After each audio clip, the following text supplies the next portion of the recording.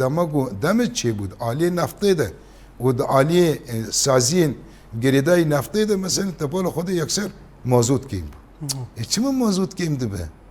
حاضرتی تو نه چنگی حکم اما حاضرتی هبو اینا حکمت هات یه حکمت گره که حاضرتی بکه اگر که مازوت کیم ببه بلاوره کربه چی که